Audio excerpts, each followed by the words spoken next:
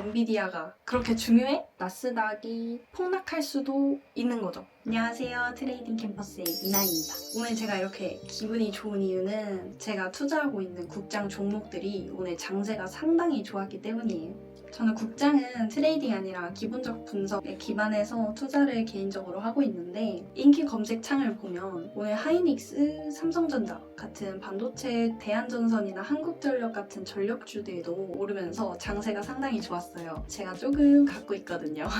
그래서 왜 이렇게 오늘 장세가 좋았을까? 바로 오늘 모든 개미들, 모든 투자자들이 기다리고 기다렸던 엔비디아 실적 발표가 있는 날이었어요. 저 같은 초보 투자자도 엔비디아 실적 발표가 나스닥에도 그렇고 코스피에도 영향이 클 거니까 중요하다라는 말은 알고 있는데 왜 중요할까? 어떤 영향을 끼치길래 그런 걸까? 엔비디아가 그렇게 중요해? 엔비디아는 일단 몸집이 엄청나게 큰 회사라는 건 알겠습니다. 기사에서 이렇게 말을 하고 있어요.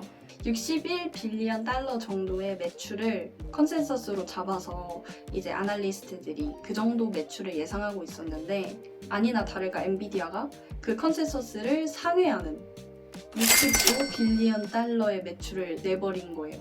제가 새로운 지표를 공부했는데 바로 감마 익스포저입니다. 감마 익스포저가 낮으면 낮을수록 그 시장의 흐름이 원래 흐름대로 쏠리는 거예요. 그 쏠리는 힘이 크다는 걸 의미합니다.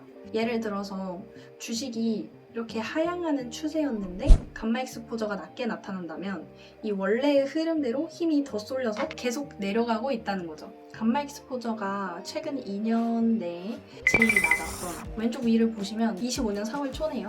25년 4월 초를 보면 딱 이때 나스닥이 상당히 많이 내려갔던 시점이네요. 그러니까 이 초반부터 시장이 아래 방향으로 흘러가고 있었는데 감마 익스포저가 낮은 걸로 나타나니까 이 나스닥 시장이 원래 내려가고 있던 흐름의 힘을 더 쏠려서 거의 최저를 한번 찍고 다시 올라갔다고 생각하면 될 것 같아요.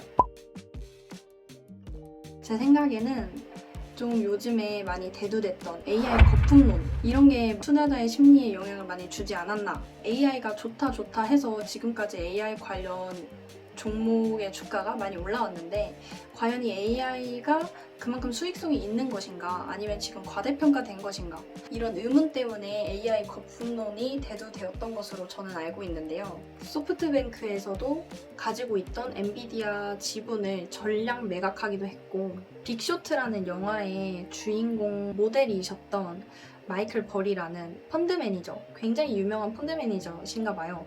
예전에 미국 주택 관련해서 버블 문제를 미리 예견하고 숏을 쳐가지고 부자가 되셨대요.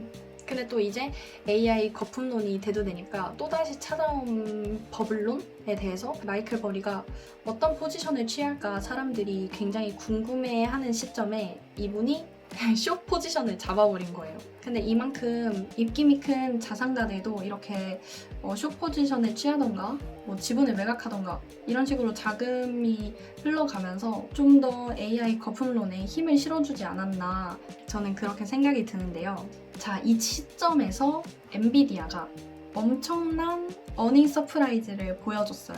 이건 어떤 시사점을 갖고 있을까요? 전 첫 번째로 나스닥 시장에 열기를 다시 불러일으킬 불씨를 제공해줬다고 생각해요. AI가 정말 거품일까? 불안한 투자자들의 마음에 이렇게 젠슨 황 선생님께서 안아주면서 걱정 마 이렇게 한번 보여줌으로써 불안하던 분위기를 확신으로 바꿔준 그런 계기가 되지 않았나. 그러면서 이제 나스닥에 불을 지펴주지 않았나 이렇게 생각을 합니다. 이럴 때 사람들은 분명히 투자에 대한 포지션을 확대하려고 할 것 같아요. 나스닥이 오를까 하던 사람들도 레버리지, 빚을 내서 투자하려고 할 수도 있을 것 같고 아니면 투자를 안 하던 사람들도 투자를 시작할 수도 있을 것 같아요. 이렇게 글로벌 자금 흐름이 주식, 선물, 레버리지라는 위험 자산에 들어가게 되면 사람들이 레버리지로 빚을 내서 레버리지로 투자하는 사람들이 분명 늘어날 거란 말이죠. 그럼 이 사람들이 어디서 빚을 낼까요? 바로 금리가 낮은 국가에서 돈을 빌려야죠. 저는 금리가 0%에 가까운 일본이 가장 먼저 생각납니다. 지금 일본 금리가 0.5%예요. 그럼 사람들은 금리가 낮은 일본에서 돈을 빌려서 엔화를 팔아버린 다음에 USD, 달러를 사서 투자를 하겠죠?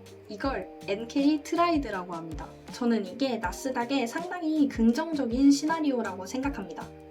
왜냐하면 사람들이 금리가 낮은 일본에서 돈을 빌려서 나스닥에 투자하게 되면 나스닥은 자연히 오르게 되어 있잖아요. 그만큼 시장이 더 활성화되고 사람들이 투자를 적극적으로 한다는 건 나스닥의 긍정적인 일이라고 생각합니다. 하지만 반면에 이런 걱정도 있는데요. 일본에서는 좋아할까요? 만약 제가 국가 정상이라면 우리나라 금리가 낮은 걸 가지고 이용해서 자금 유출을 시키는 거잖아요. 만약에 일본이 이런 자금 유출을 막기 위해서 금리를 인상하게 된다면 오히려 나스닥에 안 좋은 소식일 수도 있습니다. 엔화 금리가 인상되면 그만큼 레버리지 위험이 높아지는 거기 때문에 사람들이 이 엔캐리 트라이드를 청산할 가능성이 높아져요.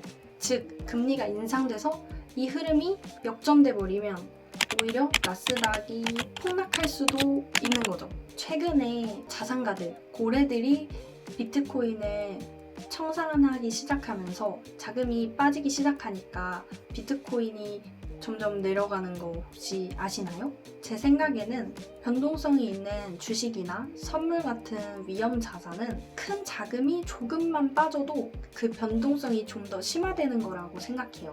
이런 부정적인 시나리오에 대해서 우려되는 분들이 계실까봐 예상할 수 있는 기준을 하나 가져왔는데요. 이렇게 달러엔 환율을 보면 지금 미국 달러 1달러가 157엔 정도 되고 있어요. 1달러에 155엔부터 160엔까지는 그래도 엔캐리 트라이드가 진입되는 거라고 볼 수 있어요.